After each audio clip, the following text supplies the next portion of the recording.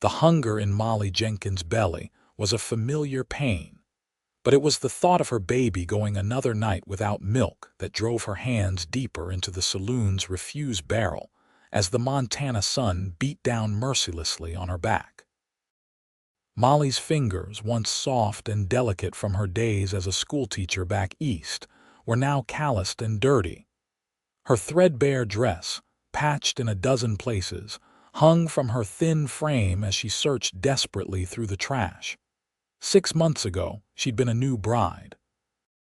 Now she was a widow with a 3-month-old daughter and no means of support in Silver Creek, a booming mining town in Montana Territory. "Please," she whispered, pushing aside broken bottles and rotting food. "Just one unbroken bottle of milk." Her baby, little Emma, was back in their one-room shack with Mrs. Donovan, the elderly neighbor who watched her when Molly went out searching for food or work. Emma needed milk, and Molly had no money left to buy it from the general store. "Madam, what are you doing back there?" The deep voice startled Molly, and she spun around, knocking over the barrel. Her face flushed with shame as garbage spilled across the alley. Standing before her was Xavier Blackwell, one of the most successful ranchers in the territory. Everyone in Silver Creek knew of him. His sprawling ranch outside town employed half the men in the county. At 35, he was handsome in a rugged way, with dark hair and eyes that seemed to see right through a person.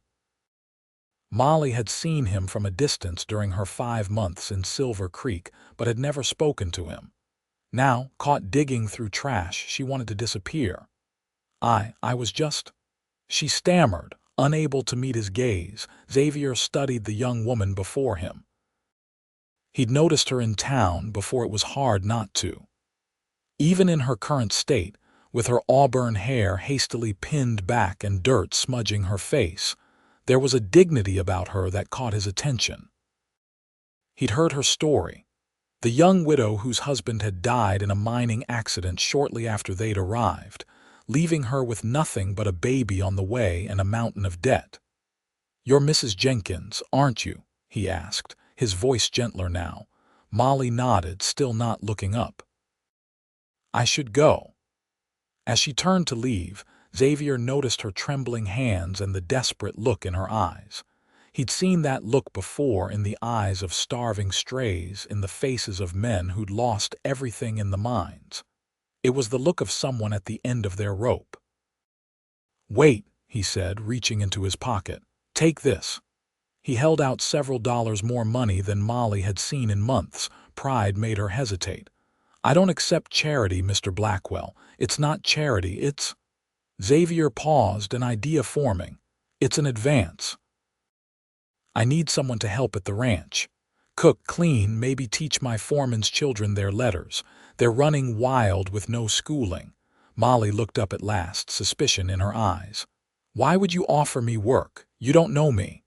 "I know enough," Xavier replied simply. "I know you're digging through trash for milk instead of stealing or begging. That tells me something about your character." The money would feed Emma for weeks, but Molly remained hesitant. "My baby, bring her," Xavier said, making a decision that surprised even himself. "There's a cabin near the main house. It's nothing fancy, but it's clean, dry, and has a proper stove. You and your daughter can stay there." He paused, then added the words that would change Molly's life forever. "Come home with me, Mrs. Jenkins. You'll never go hungry again."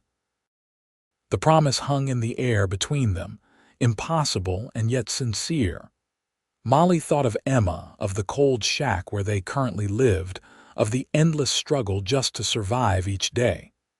"Why would you do this for a stranger?" she asked softly. Xavier's gaze drifted to the mountains in the distance. "Because 14 years ago, I was starving on the streets of St. Louis. Someone gave me a chance when they didn't have to. I've never forgotten that." For the first time in months, Molly felt something other than despair, a small flicker of hope. "When would you want me to start?" "Now," Xavier said. Get your daughter and whatever belongings you have.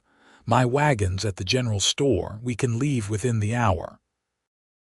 As Molly hurried to collect Emma and their few possessions, she couldn't know that this moment being found digging through trash by a stern-faced rancher would be the turning point in her life. Nor could Xavier know that his impulsive offer of employment would lead him down a path he'd avoided for years. Neither of them could foresee how their lives would intertwine in the coming months, as spring turned to summer in the Montana Territory of 1878. The wagon journey to Xavier's ranch took nearly 3 hours. Molly sat beside him on the bench seat, cradling Emma, who had mercifully fallen asleep after being fed with the milk Xavier had purchased before they left town. The rancher drove in silence, occasionally glancing at the woman and child beside him. "How long have you been in Silver Creek?" he finally asked as they passed through a stand of pines. 5 months, Molly replied. "My husband James and I arrived last November. He'd heard about the silver strikes and thought we could make our fortune."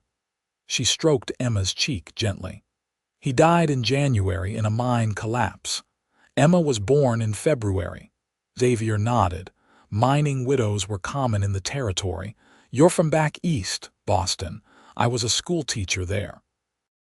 Molly looked at the passing landscape, rolling hills giving way to meadows filled with spring wildflowers. "James and I met when I taught his younger sister. We married quickly, perhaps too quickly. I didn't know him as well as I thought." The hint of regret in her voice made Xavier curious, but he didn't press. Everyone in the West had a past they'd rather not discuss. His own was buried so deep he seldom thought of it anymore. "The ranch is just beyond that ridge," he said, pointing ahead. "Blackwell Ranch. Nearly 20,000 acres. We run cattle mainly, but there are some horses too." As they crested the hill, Molly gasped. Below them stretched a valley bisected by a winding river. Near the water stood a large 2-story house built of logs and stone, surrounded by several outbuildings, corrals, and smaller cabins. Cattle dotted the hillsides, and in the distance, riders moved among the herds. "It's beautiful," Molly whispered. "It's home," Xavier replied simply, though he felt a surge of pride at her reaction.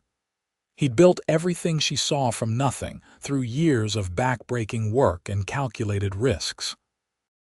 They descended into the valley, and as they approached the ranch buildings, several men stopped their work to watch the wagon arrive. Xavier rarely brought visitors to the ranch, and never women. "Boss, didn't expect you back till tomorrow," called a burly man with a gray-streaked beard as Xavier pulled the wagon to a stop in front of the main house. "Change of plans, Mac," Xavier replied, jumping down from the seat. He came around to help Molly down, careful not to disturb the sleeping Emma. "This is Mrs. Jenkins and her daughter. They'll be staying in the old foreman's cabin. Mrs. Jenkins will be helping around the ranch, including giving some schooling to your wild brood." Mac's eyebrows rose, but he touched his hat respectfully to Molly. "Madam, that'd be a blessing. My 3 youngsters can barely write their names." Xavier turned to Molly. "This is Malcolm McCready, my foreman for the past 8 years. Mac, have someone bring Mrs. Jenkins's things to the cabin and tell Mrs. Larson we'll need some supplies there." "Already on it," Mac replied, gesturing to a young ranch hand who hurried to unload Molly's single trunk from the wagon. Molly followed Xavier past the main house toward a smaller cabin about 50 yards away. It was simple but solidly built, with a stone chimney and a small covered porch. "It's not much," Xavier said as he opened the door, "but it's weather-tight and clean." Molly stepped inside, blinking as her eyes adjusted to the dimmer light. The cabin consisted of one main room with a stone fireplace, a small kitchen area with a cast iron stove, a table with 4 chairs, and a bed in the corner. A door led to what appeared to be a second, smaller bedroom. "It's perfect," she said softly, and meant it. After months in a drafty shack, this cabin seemed like a palace. "Mrs. Larson, she's the cook at the main house, will bring over some supplies. There should be a crib somewhere in the storage barn. I'll have it brought over for the baby." Xavier seemed suddenly uncomfortable, as if unsure what to do with a woman and infant in his carefully ordered world. "Mr. Blackwell," Molly said, turning to face him, "I don't know how to thank you." "No need for thanks. You'll work hard for your keep, I expect." His tone was gruff, but not unkind. "Rest today.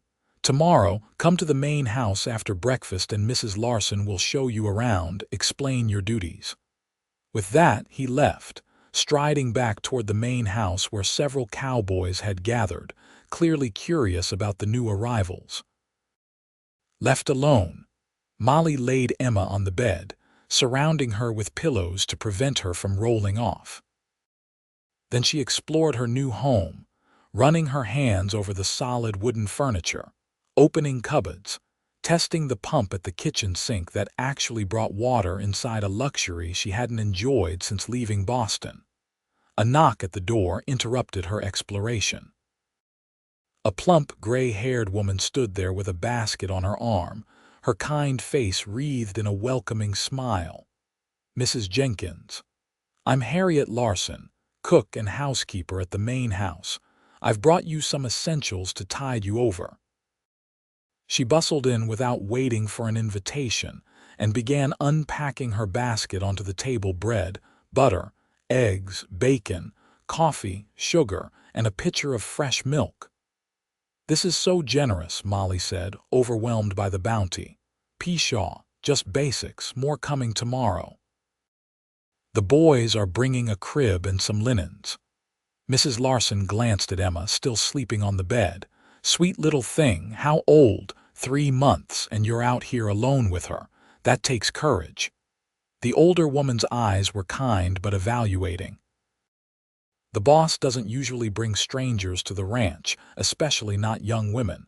You must have made quite an impression." Molly flushed, remembering how Xavier had found her. "He took pity on me, I think." Mrs. Larson snorted. "Xavier Blackwell doesn't do anything out of pity. If he brought you here, he sees something useful in you." She patted Molly's arm. "Don't fret. It's a good place with good people. The boss is fair, if a bit rough around the edges. Keeps to himself mostly." "Has he lived here long?" Molly asked, curious about her benefactor. "About 12 years now. Started with almost nothing, just a few hundred acres and a dozen cattle. Built it all himself, he did." Mrs. Larson busied herself arranging items in the cupboard. "Never married, though not for lack of interested ladies in town. Some say he's married to this ranch." Before Molly could ask more questions, Emma woke with a hungry cry. As she picked up her daughter, Mrs. Larson smiled. "I'll leave you to tend to your little one. Come by the main house tomorrow morning and we'll sort out your duties." At the door, she paused. "Mrs. Jenkins, whatever brought you here, consider it a blessing. Not many get a second chance like this." After Mrs. Larson left, Molly fed Emma and rocked her in the old wooden chair by the fireplace. As darkness fell, she lit the lamps that had been filled with oil and prepared a simple supper from the provisions Mrs. Larson had brought. It was the first real meal she'd had in weeks. Later, with Emma asleep in a makeshift bed of blankets, Molly stood in the doorway of the cabin, looking out at the night sky. Stars sprinkled the vast Montana heavens, more stars than she'd ever seen in Boston or even Silver Creek.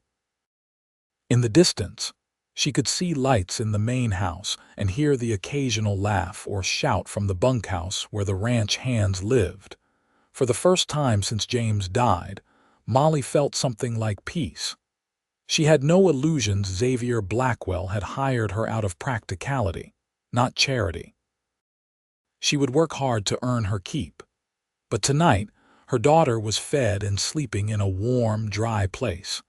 Tomorrow would bring its own challenges, but tonight they were safe. What Molly couldn't know was that Xavier stood on the porch of the main house, watching the light in her cabin window, wondering if he'd made a terrible mistake bringing a beautiful young widow and her child into his carefully ordered life. The next morning, Molly woke to sunlight streaming through the cabin's east-facing window. For a moment, she was disoriented, then remembered the events of the previous day. Emma was already awake, gurgling happily in her makeshift bed. "Good morning, my love," Molly said, lifting her daughter. "Shall we see what our new home has in store for us today?" After feeding Emma and herself, Molly dressed them both in their best clothes, which weren't saying much. Her own dress was faded but clean, mended in several places but still presentable. Emma wore a gown Molly had made from flour sacks, embroidered with tiny flowers to hide its humble origins. They were just finishing breakfast when a knock came at the door. Outside stood a young ranch hand, hat in hand, looking nervous. "Mrs. Jenkins, boss sent me with this." He gestured to a beautiful wooden crib behind him. "Where would you like it, madam?" "In the bedroom, please," Molly directed, touched by the gesture. The crib was finely crafted, with carved railings and a small mattress already fitted with sheets. As the young man set it up, Molly noticed more activity outside. 2 more cowboys were approaching, carrying a rocking chair, a small bookshelf, and several books. "Mr. Blackwell said you were a teacher," one explained as they brought the items inside. "Thought you might want these for when you start teaching the McCready youngsters." By mid-morning, Molly's cabin had been transformed with additional furnishings, all simple but well made. When she finally made her way to the main house, Emma balanced on her hip. She felt both grateful and slightly overwhelmed by the kindness being shown to them. The main house was impressive up close, a substantial 2-story structure built of logs and stone, with wide porches wrapping around both levels. Mrs. Larson greeted her at the kitchen door, immediately taking Emma into her arms. "There's my sweet girl." "My, but you're a pretty one," she cooed, bouncing the baby gently. Come in, come in. The boss is out with the men this morning, but he left instructions about your duties." The kitchen was warm and fragrant with the smell of baking bread. A massive iron stove dominated one wall, and a long table surrounded by chairs filled the center of the room. "This is where the ranch hands eat," Mrs. Larson explained. 3 times a day, 20 men or more during busy seasons. I do the cooking, but I could use help with preparation and serving. The boss also mentioned you'd be teaching Mac's children and helping with the household accounts. She gave Molly an appraising look. "Can you cipher as well as read and write?" "Yes, I kept the school accounts in Boston," Molly confirmed. "Good." The boss tries to do it all himself, but he's more comfortable on horseback than with a ledger. Mrs. Larson handed Emma back to Molly. "Let me show you around, then you can meet the McCready children. They live in the cabin just beyond the barn." The tour revealed a well-run household. Besides the kitchen and dining room, the first floor contained a large sitting room with a stone fireplace, Xavier's office, and a small library filled with books, more books than Molly had seen since leaving Boston. Upstairs were several bedrooms, including Xavier's at the end of the hall, its door firmly closed. "The boss is private about his quarters," Mrs. Larson explained. "No one goes in there but me, and only to clean once a week." After the tour, Mrs. Larson introduced Molly to the McCready children: 10-year-old Thomas, 8-year-old Sarah, and 6-year-old Michael. Their mother had died 2 years earlier, and their father, busy with ranch responsibilities, had little time for their education. "They're good children, Mrs. Larson whispered as the 3 youngsters eyed Molly curiously. "Just a bit wild from lack of a mother's guidance." Molly spent an hour assessing the children's knowledge, which was minimal but not hopeless. They agreed to begin lessons the following morning in a corner of the ranch's storage barn that would be converted into a small schoolroom. By late afternoon, Molly was back in her cabin, making notes about what supplies she would need for teaching. Emma was asleep in her new crib, and the cabin was warm and cozy. A knock at the door interrupted her work. Xavier stood on the porch, hat in hand, looking uncomfortable. "Mrs. Jenkins, I trust you're settling in." "Yes, thank you," Molly replied, suddenly aware of how imposing he was standing in her doorway. "Please come in." Xavier hesitated, then stepped inside, his tall frame making the cabin seem smaller. "The crib and other items, are they suitable?" "More than suitable. They're wonderful." Molly gestured for him to sit at the table, but he remained standing. "Your generosity is overwhelming." "Not generosity. Investment." Xavier's tone was matter-of-fact. "Education is scarce out here. Having a qualified teacher on the ranch is valuable." Molly nodded, understanding his need to frame his kindness in practical terms. "I met the McCready children today. They're bright, just untutored. We'll begin lessons tomorrow." "Good." Xavier seemed to relax slightly. "Mrs. Larson explained your other duties?" "Yes." "Helping in the kitchen, with the accounts and general household matters. The pay is $15 a month, plus room and board for you and your daughter." Xavier named a sum that was generous for a woman's wages in the territory. "If that's acceptable." "More than acceptable," Molly said, thinking of how she'd been digging through trash just yesterday. Xavier nodded, then hesitated as if weighing his next words. "Mrs. Jenkins, there's something you should understand about life here. My men respect the fact that you're a widow with a child, but you're still a young, attractive woman on a ranch full of men who rarely see females. Keep your door locked at night, and if anyone makes you uncomfortable, you come to me immediately." Molly flushed at his blunt assessment of her situation. "I understand." "Good." Xavier turned to leave but paused at the door. "One more thing. Whatever is in your past, whatever brought you to the point where I found you yesterday, it stays there. Here, you have a clean slate." His eyes, usually so guarded, held a hint of something Molly couldn't identify. "We all deserve that much." Before she could respond, he was gone, striding back toward the main house, leaving Molly to wonder about the demons that drove Xavier Blackwell and why he'd really brought her to his ranch. The next weeks fell into a pattern. Mornings, Molly taught the McCready children in the small schoolroom created from a corner of the storage barn.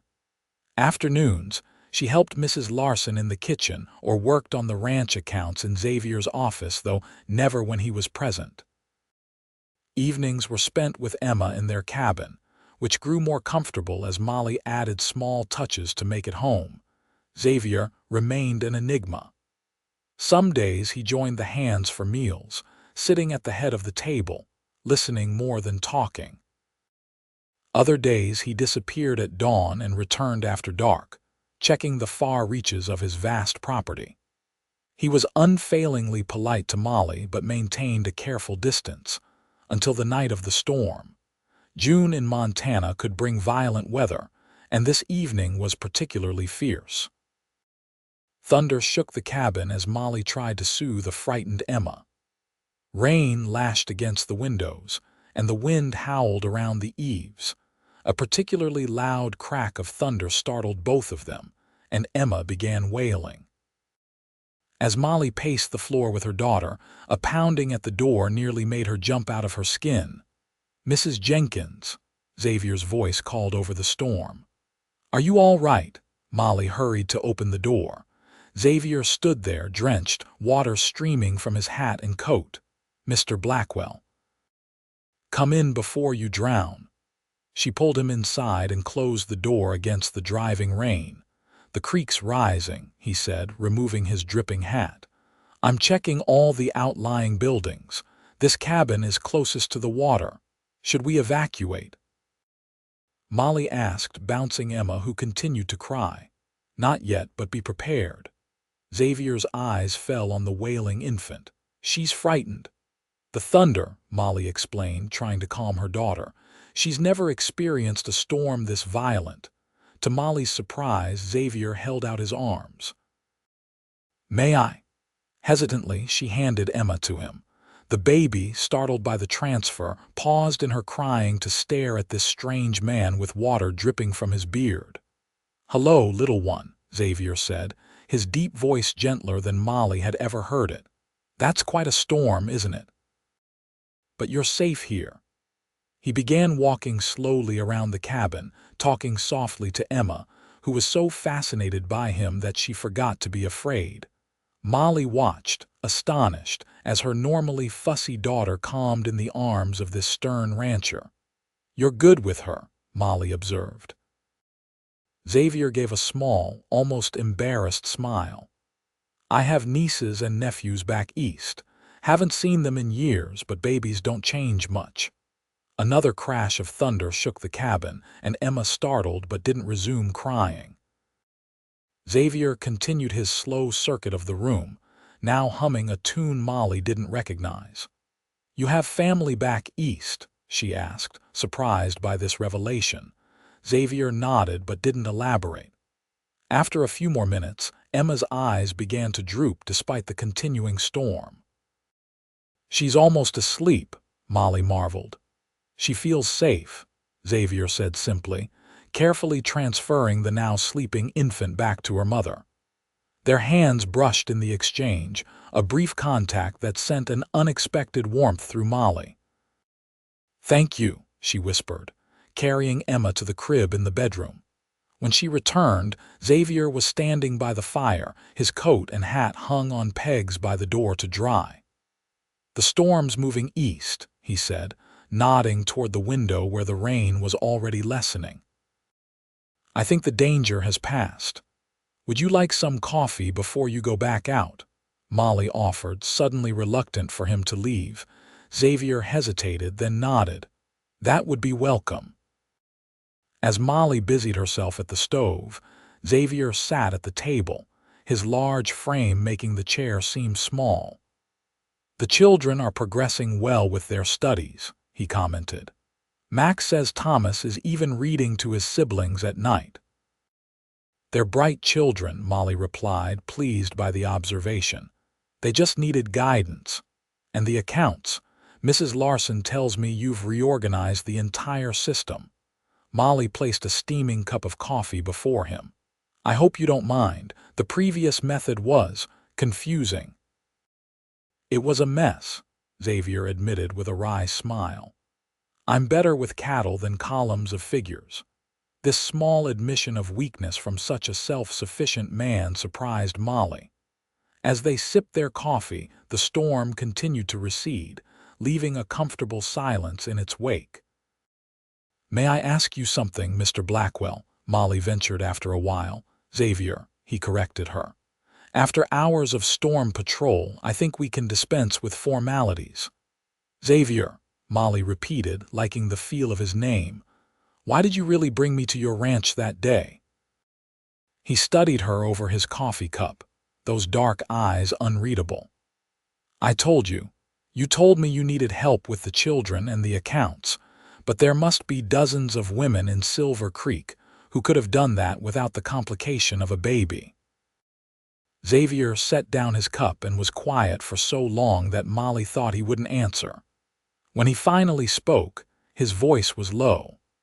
"When I saw you digging through that trash barrel, so desperate but still maintaining your dignity, it reminded me of someone I once knew."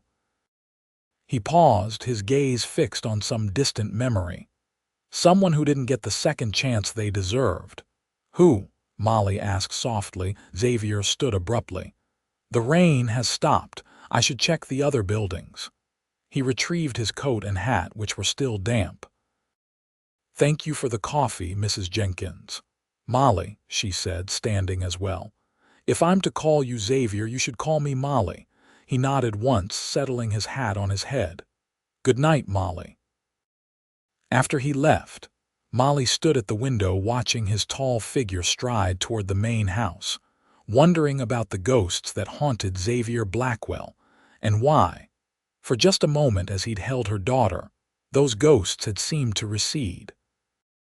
Summer unfolded across the ranch in waves of green that gradually turned golden as the hot July sun baked the Montana countryside. Molly settled deeper into ranch life, her duties expanding as she proved her capabilities. Besides teaching and helping with accounts, she now assisted with correspondence, inventory, and even some basic medical care for the ranch hands who suffered minor injuries. Emma thrived in the clean mountain air, growing plump and happy. At 5 months, she was beginning to sit up on her own and babbled constantly, becoming a favorite with everyone on the ranch.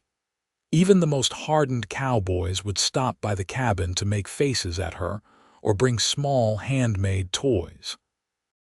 Xavier remained cordial but distant after the night of the storm, often away on ranch business. When present, he treated Molly with respect but maintained the employer-employee boundary. Still, she occasionally caught him watching her when he thought she wouldn't notice, his expression unreadable. One hot afternoon in late July, Molly was in Xavier's office, organizing supply orders for the coming winter, when Mrs. Larson burst in. "Molly, come quick. It's Sarah McCready. She's fallen from the hayloft." Molly rushed to the barn where 8-year-old Sarah lay on a blanket, her face white with pain, her left arm at an unnatural angle. "It's broken for sure," Max said, kneeling beside his daughter. "Doc Wilson's away in Helena till next week." "We need to set it," Molly said, examining the arm carefully. "I've seen it done before. Mrs. Larson will need clean bandages, 2 small flat boards for splints, and some whiskey." "Whiskey?" Mac questioned. "For the pain," Molly explained, stroking Sarah's hair, "and to steady my nerves." With Mrs. Larson's help, Molly gave Sarah a small amount of whiskey, then waited for it to dull the pain. Mac held his daughter still while Molly carefully aligned the broken bones and splinted the arm. Sarah was brave, whimpering but not screaming, and when it was done, Molly fashioned a sling from a clean dish towel. "You were so brave," Molly told the girl, wiping tears from her freckled cheeks. "Now you must keep it very still for several weeks to heal properly." "You've done this before," a deep voice observed from behind her. Molly turned to find Xavier watching from the barn doorway. "My father was a doctor," she explained. "I assisted him sometimes." Xavier's eyebrows rose slightly, filing away this new piece of information about the woman who continued to surprise him. "Mac, take Sarah to the house. Mrs. Larson will make her comfortable." As Mac carried his daughter away, Xavier approached Molly, who was washing Sarah's blood from her hands in a bucket of water. "You didn't mention medical training among your skills," he said. Molly dried her hands on her apron. "I'm not trained. I just observed my father and have a good memory." "Nevertheless, it's valuable knowledge on a ranch this remote." Xavier studied her with new interest. "You continue to prove your worth, Molly Jenkins." The use of her first name, rare from his lips, made Molly glance up. For a moment, their eyes held, and something passed between them, a recognition, perhaps, of the growing connection neither acknowledged. Xavier broke the contact first, clearing his throat. "The cattle drive to the railhead begins next week. I'll be gone for at least 2 weeks." "Oh." Molly was surprised by the disappointment she felt at this news. "Who will manage the ranch in your absence?" Mac usually would, but with Sarah injured. Xavier frowned. "I'll have to rethink the arrangements." "Perhaps you could delay your departure," Molly suggested. Xavier shook his head. "Impossible. The cattle need to reach the buyers by a specific date, or we lose the contracts that keep this ranch running." He ran a hand through his hair, a rare gesture of frustration. "I'll figure something out." Later that evening, as Molly was putting Emma to bed, another knock came at her door. Xavier stood there, his expression resolute. "I have a proposition for you," he said without preamble. "Come in," Molly invited, curious. Xavier paced the small cabin as he explained. "With Mac needed here for Sarah, I'm short a key person for the drive. But I've realized there's another solution. You could oversee the ranch operations while I'm gone." Molly stared at him. "Me? But I know nothing about ranching." "You know organization, accounts, and you've proven you can handle emergencies," Xavier countered. "The foreman's duties during a drive are mainly administrative. Ensuring supplies are ordered, bills are paid, and minor problems are resolved. The hands left behind know their jobs, they just need someone to report to." "But I'm a woman," Molly pointed out the obvious obstacle. Xavier's mouth quirked in the ghost of a smile. "I'm aware. It's unconventional, but then, so is a female schoolteacher who can set broken bones." He became serious again. "I wouldn't ask if I had another option. Will you do it?" Molly considered the request. It was a tremendous responsibility and a remarkable show of trust from a man who rarely trusted anyone. "Yes," she said finally. "I'll do my best." Relief flashed across Xavier's face. "Thank you. I'll spend the next few days teaching you what you need to know." True to his word, Xavier devoted the following days to instructing Molly in ranch operations. They rode together across the property, Xavier pointing out boundaries, water sources, and potential problem areas. He introduced her to the hands who would remain behind, making it clear she spoke with his authority during his absence. The morning of the cattle drive's departure dawned clear and cool. The ranch was chaos as 40 cowboys prepared to move 2,000 head of cattle to the railhead 100 miles away.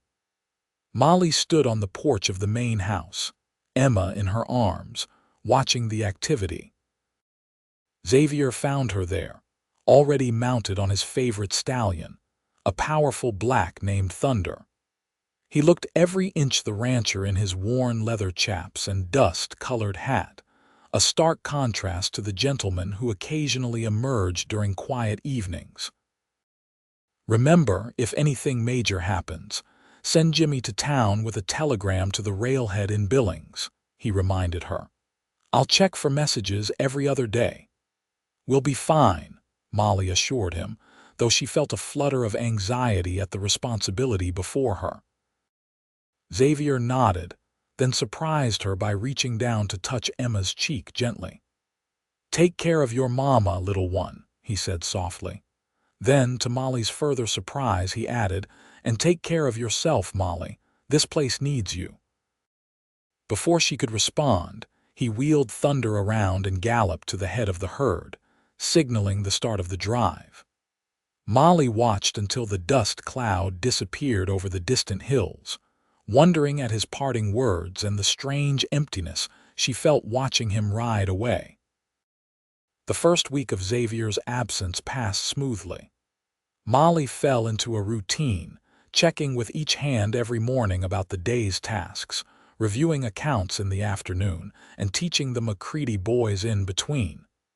Sarah, her arm healing well, joined them for lessons, though she couldn't write. Molly found herself enjoying the responsibility. The cowboys, initially skeptical of taking orders from a woman, quickly recognized her efficiency and fair-mindedness. By the second week, even the most stubborn old-timers were tipping their hats respectfully when she made her morning rounds. It was during the second week that trouble arrived in the form of 3 strangers who rode into the ranch yard one afternoon. Molly was in the main house when Jimmy, the youngest ranch hand at 16, burst in. "Mrs. Jenkins, there's men asking for the boss. They don't look friendly." Molly went to the window and saw 3 rough-looking men on horseback, dusty from travel and heavily armed. Something about their demeanor set off warning bells. "Where's Mac?" she asked quietly. "Out checking the north pasture with most of the men. Won't be back till sunset. Molly's mind raced. Only 4 hands were currently at the ranch, all younger men left for lighter duties due to recent injuries or illness. Jimmy, go to the bunkhouse.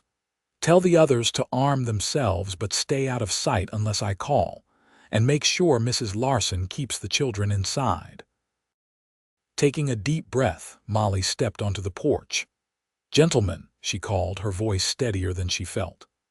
"I'm Mrs. Jenkins, acting manager while Mr. Blackwell is away. How can I help you?" The leader, a scarred man with cold eyes, looked her up and down with obvious surprise. "Where's Blackwell?" "On a cattle drive to Billings. He won't return for another week." Molly kept her tone businesslike. "Is there something I can assist you with?" The 3 men exchanged glances. "We have business with Blackwell, private business." "I handle all ranch matters in his absence," Molly replied. "If you'd like to leave a message, our business ain't the kind that leaves messages," the scarred man interrupted, his hand resting suggestively on his holstered pistol. "When exactly did he leave and which route to Billings?" The question confirmed Molly's suspicions these men meant Xavier harm.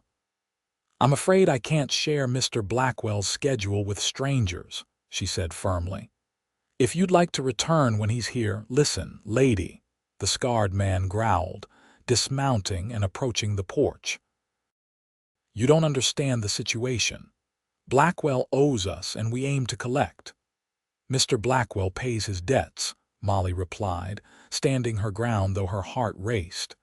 "If you have a legitimate claim, put it in writing and he'll address it upon his return." The man took another step toward her, his intent clear. Before he could reach the porch, the front door opened behind Molly and Jimmy emerged, rifle in hand. Simultaneously, the other 3 hands appeared from around the barn and bunkhouse, all armed. "Mrs.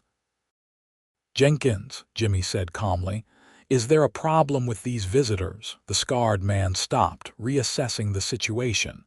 His companions tensed in their saddles. "No problem," Molly said clearly. "These gentlemen were just leaving. They'll return when Mr. Blackwell is here if their business is legitimate." For a tense moment, Molly feared the men would start shooting. Then the scarred man backed away, returning to his horse. "This ain't over," he warned as he mounted.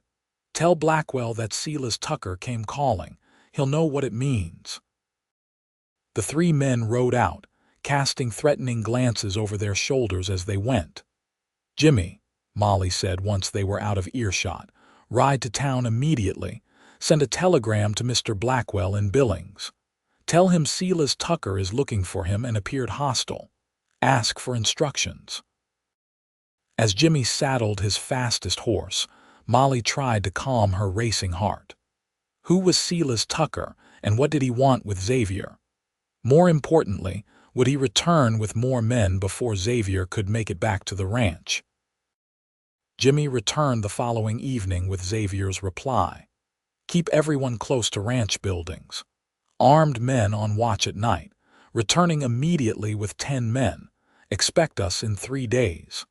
For the next 2 days, Molly organized the ranch into a defensive position. The remaining cattle were brought into pastures near the main buildings. The women and children stayed in the main house, which had the thickest walls.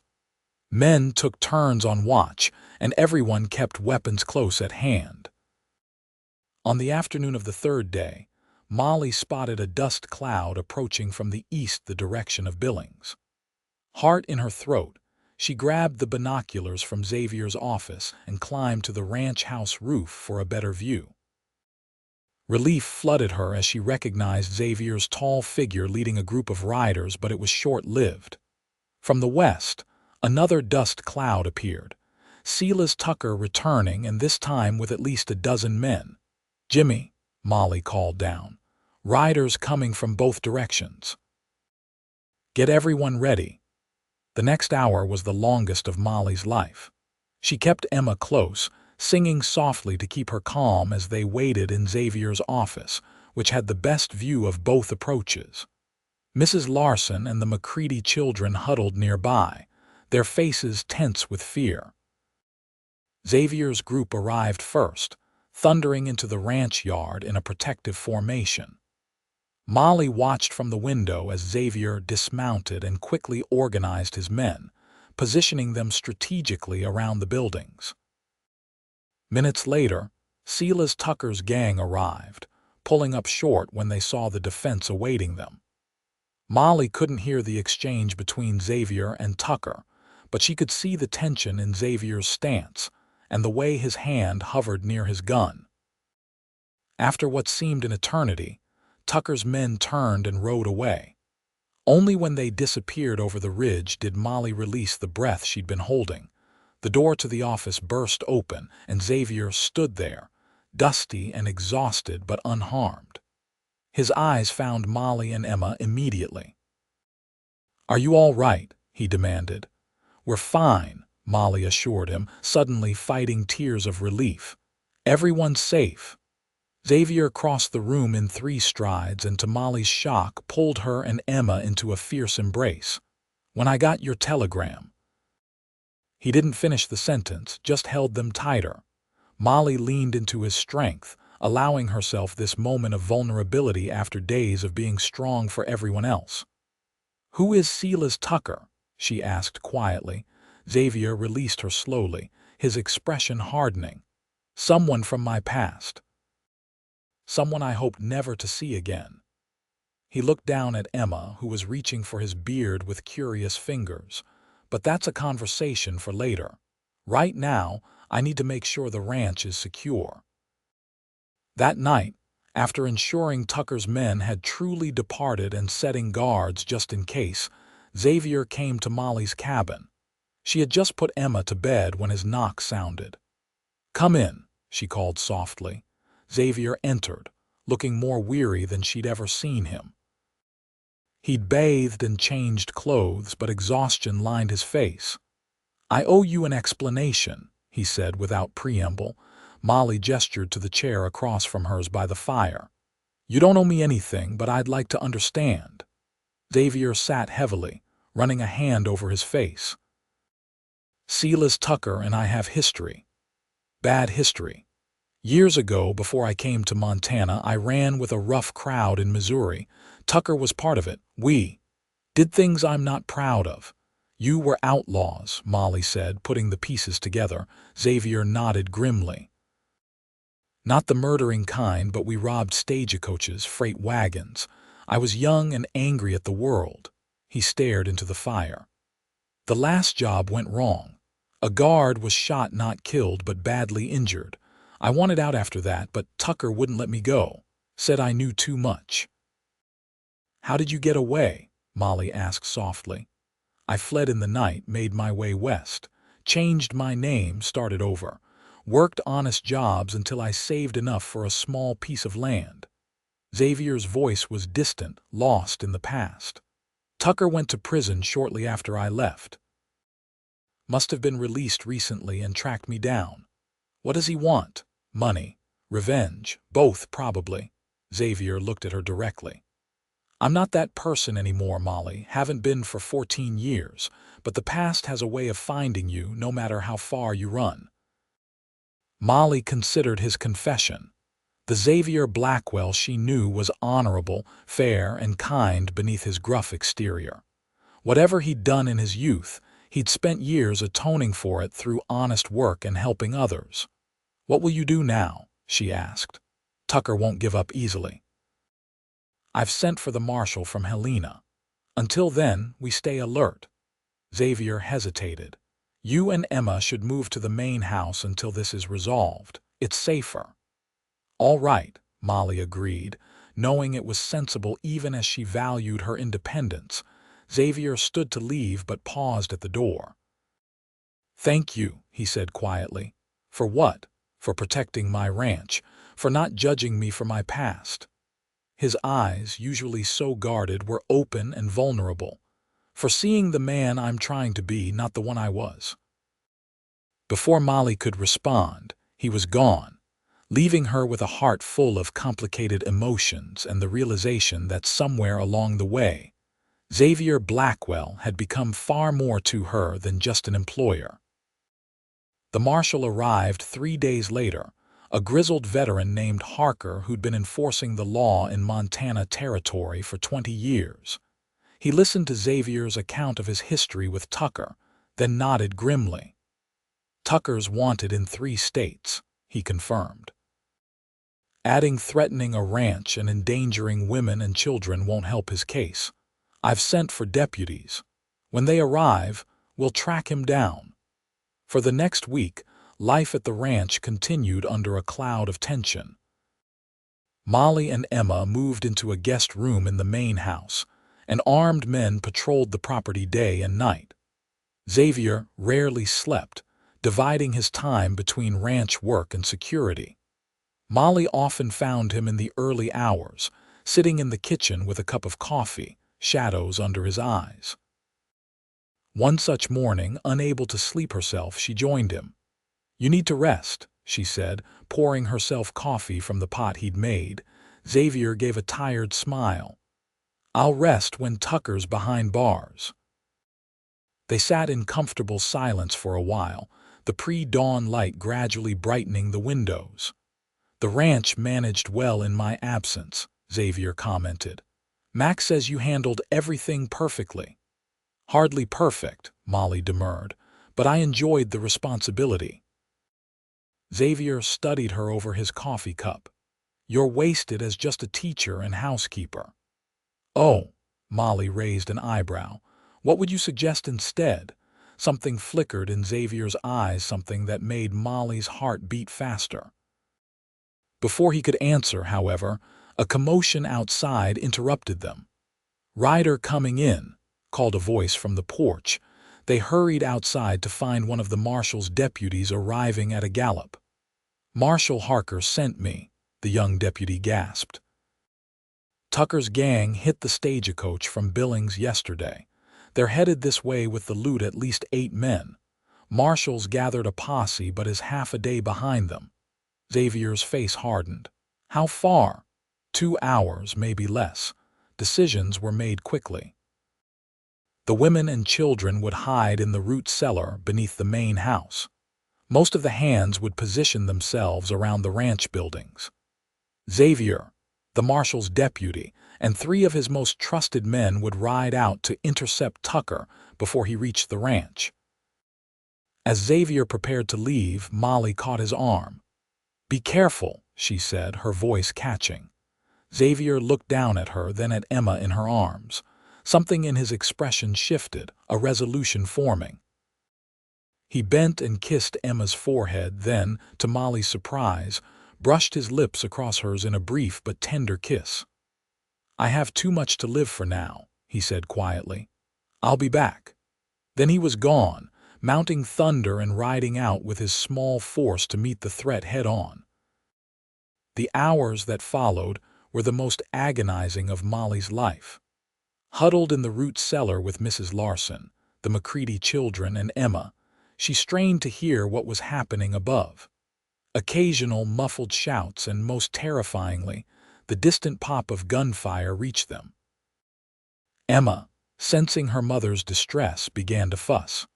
Molly rocked her, singing softly, trying to keep her own fear at bay. What if Xavier was hurt? What if Tucker's men overwhelmed them? What if she never got to tell Xavier how she felt, that somewhere between that trash barrel in Silver Creek and this root cellar, she'd fallen in love with him? After what seemed an eternity, the cellar door opened, and Mac's weathered face appeared. "It's over," he announced. "Tucker's dead." His men either captured or fled. Marshal Harker and his posse arrived just in time. "And Xavier?" Molly asked, her heart in her throat. Mac's expression told her everything. "Shot. Doc Wilson's with him now." Molly handed Emma to Mrs. Larson and raced up the stairs, her only thought reaching Xavier. She found him in his bedroom, Doc Wilson bandaging his shoulder while the marshal stood nearby. "Bullet went clean through," Doc was saying. "No major damage, but he's lost blood and needs rest." "Molly," Xavier said, spotting her in the doorway. His face was pale, but his eyes brightened at the sight of her. Doc Wilson and the marshal exchanged knowing glances and discreetly left the room. Molly approached the bed, tears threatening. "You promised to be careful," she scolded gently, taking his hand. "I was," Xavier protested weakly. "Tucker was a better shot than I remembered." Molly laughed despite her tears. "Is it really over?" "Yes, Tucker's dead. His men will face justice. My past can finally stay in the past." Xavier squeezed her hand. "Which means I can think about the future." "What future is that?" Molly asked, her heart racing.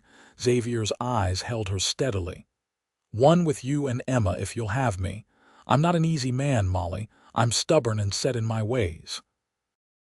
But I love you both, and I want to make a life with you." Joy welled up in Molly's chest. "When did you know?" "I think I started falling for you the moment I saw you digging through that trash, too proud to beg but desperate enough to search for anything to feed your child." Xavier's expression softened. "But I knew for certain when I came home and found you'd not only managed my ranch but defended it against my enemies.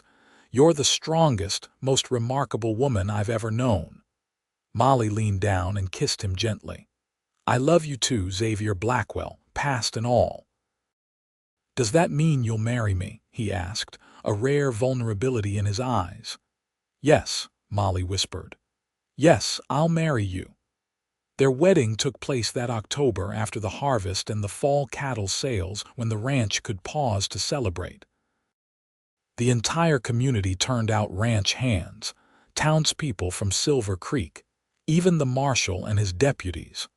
Molly wore a gown of ivory satin ordered from Denver, and 8-month-old Emma, carried by Mrs. Larson, was dressed in matching lace. Xavier, standing tall and proud in a new black suit, watched with undisguised adoration as Molly walked toward him in the flower-decked ranch yard. The McCready children served as attendants, Sarah proudly bearing the rings on a small pillow, her arm long-heeled. Max stood as Xavier's best man, his usual gruff demeanor softened by the occasion.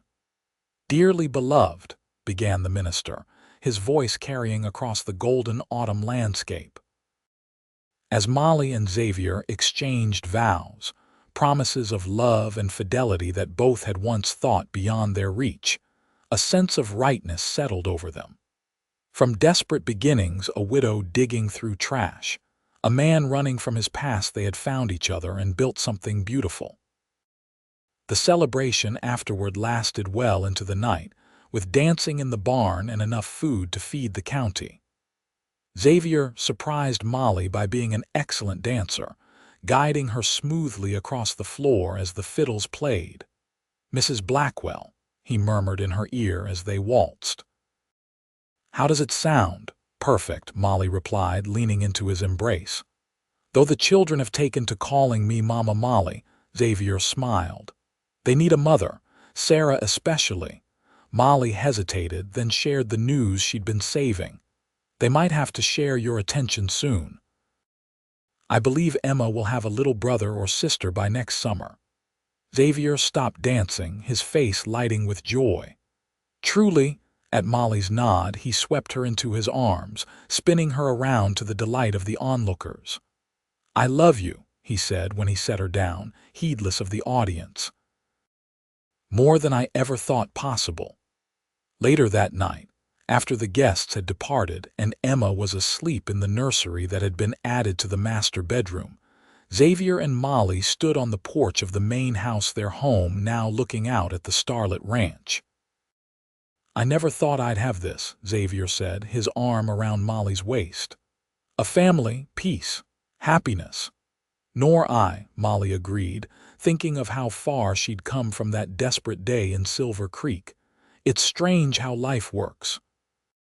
If James hadn't died, if I hadn't been reduced to searching through trash that day. If I hadn't ridden by at that exact moment," Xavier continued, "we might never have found each other." Molly turned in his arms, looking up at the face she'd come to love so deeply. "But we did." Xavier kissed her, a kiss full of promise for their future. "And you'll never go hungry again," he vowed, echoing his words from that first day. "Not for food, not for love, not for anything that matters." As winter snows blanketed the ranch and spring brought new calves and the birth of their son, as summer ripened into fall and the years unfolded in a tapestry of joy and occasional sorrow, Xavier kept that promise. The ranch prospered, children filled the once quiet house with laughter, and the love that began with an act of desperation and kindness grew deeper with each passing season. Emma, growing into a beautiful young woman so like her mother, often asked to hear the story of how her parents met. Molly would smile and begin, "I was digging through trash for milk when your father said come home and never go hungry again." And Xavier, listening nearby, would add quietly, "Best decision I ever made." In a land where second chances were rare and happy endings rarer still, Molly and Xavier Blackwell had found both, proving that even in the harsh, unforgiving landscape of the Montana Territory, love could take root and flourish, transforming lives once marked by loneliness and struggle into a legacy of love that would endure for generations to come.